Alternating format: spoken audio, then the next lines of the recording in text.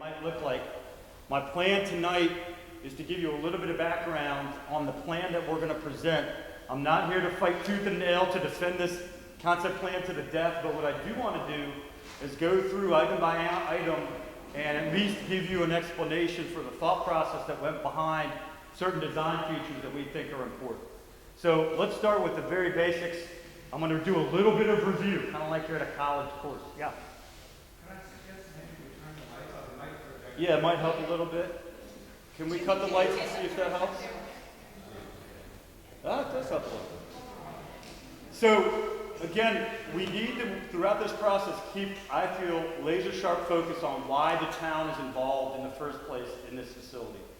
First of all, first and foremost, when the town purchased Chestertown Marina, it was to preserve public access to the Chester River, and that's both for people coming to Chestertown by the river and also for people coming to the river from land.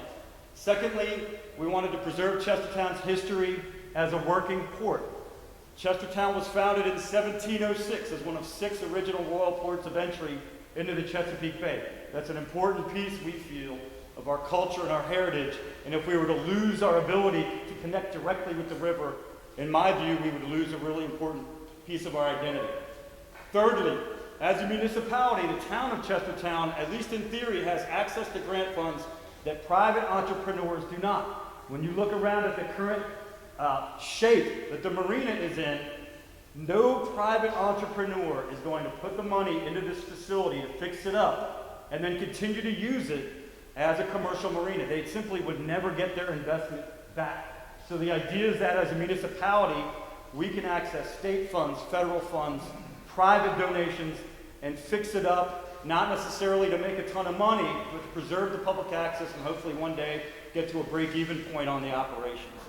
And as I said, the cost of rehabilitating the marina really is prohibitive for a private developer unless you do what happened at Scotts Point. And I'm not here to bash Scotts Point, but inevitably what happens when a marina like this in the private sector gets to an advanced state of decay or whatever you want to call it, generally what happens is the developer comes in, puts condos up, deeds the slips to the condo owners, and if that were to happen here, that's one possible outcome, but we would again lose public access to the river that we think is important.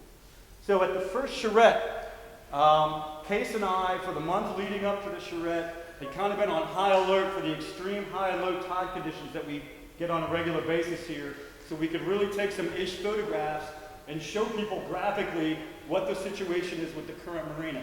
Some of the issues that were identified pretty clearly in the slides were the docks and bulkheads are in an advanced state of disrepair and basically need to be gutted and replaced. The slips are very silted in to the point where only about half of them are usable by boats bigger than, say, a 13 or 14-foot john boat. Flooding at a full or new moon high tide, especially if those full or new moon high tides are coupled with sustained southerly or easterly winds or a tropical system coming up the coast, this whole area floods. When you leave, I encourage you to look at the tide line about 10 feet out from the door of this building to see how far those tides regularly flood this facility in a significant way, and it doesn't have to be a tropical system. It can just be a lunar high tide coupled with certain wind conditions. Lastly, we had a lot of feedback that people wanted to see areas where we had small boat access for canoes and kayak owners to either store their boats down here or at least be able to come down here and maybe rent a canoe or kayak and plop it in and see the river in that way. On the land side, I felt like there was a pretty general consensus that we wanted to keep the boat ramp. That was a hot button issue, and it has been for many, many years. That was the take that I took away, and if you disagree, you'll have a chance to disagree with me later. We wanted to improve the parking in general for the marina operations, and also by definition the fish whistle, which is inextricably linked to this project. We identified that there's very poor pedestrian flow through the property.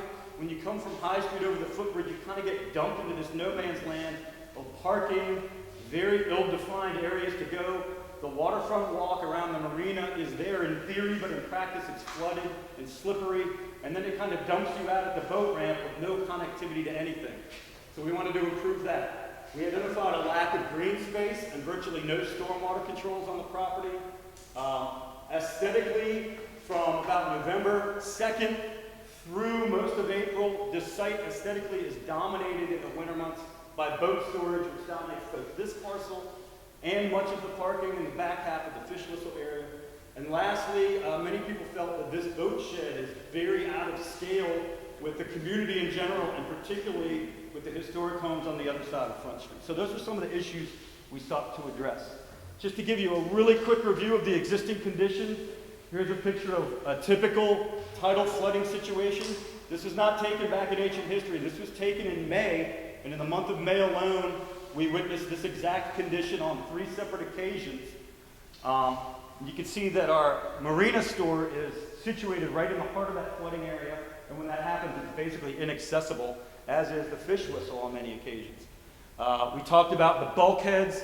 So here's a blowout low tide in the winter, or actually in the early spring, and you can see basically under these docks, there's a whole lot of nothing going on underneath there, and that is something we really need to address as soon as we possibly can.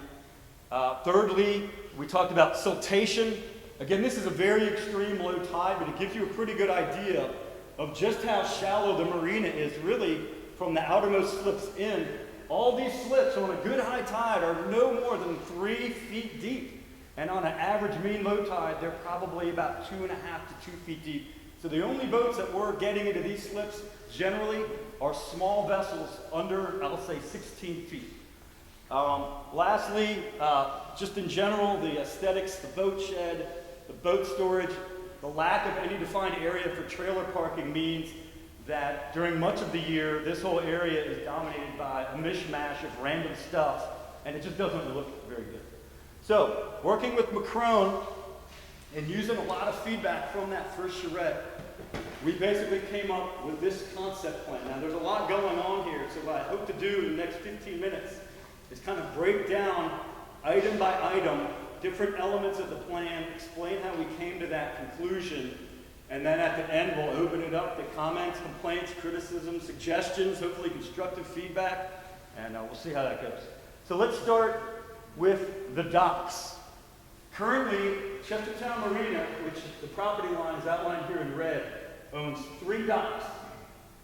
There's also a 4th dock right here, which is not technically part of the marina, but is owned by the town and leased by both Sultana and Echo Hill Outdoor School.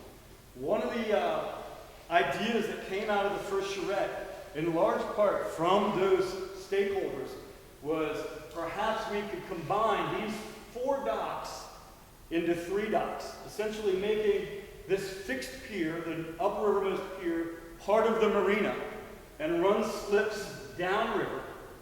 Take these 2 docks and essentially condense them into one large dock, which can still contain fuel on the end of it, and then take this dock and extend it out into the deep water and make that the 3rd pier. So what are some fundamental differences if we were to do that based on what we have right now? Well, first of all, the main obvious difference is instead of 4 municipally owned piers, we would condense them to 3. Of those 3 piers, the uppermost pier that currently houses Sultana, Echo Hill, and other wooden boats, that would remain a fixed dock. The 2 docks that we would replace downriver from there would be floating docks that would rise and fall with the tide. We envision all 3 docks extending further out to the middle of the river. What's going on here?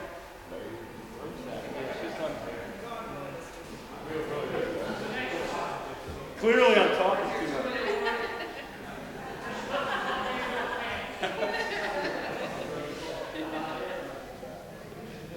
So we wanted to take all 3 of those piers and modestly extend them into deeper water. Right now, the deepest water in the river is right off the end of the Cannon Street Pier, and then it kind of curves a little bit so that the next 2 downriver piers aren't exactly in the channel. We want to try to extend all 3 of those docks out about 70 feet, which when you add up all the slips on the 3 docks, you end up with 70 slips. Currently, on paper, the marina has 54 slips.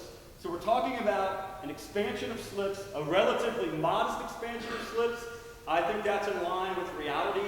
I wouldn't foresee us ever expanding to 150 slips.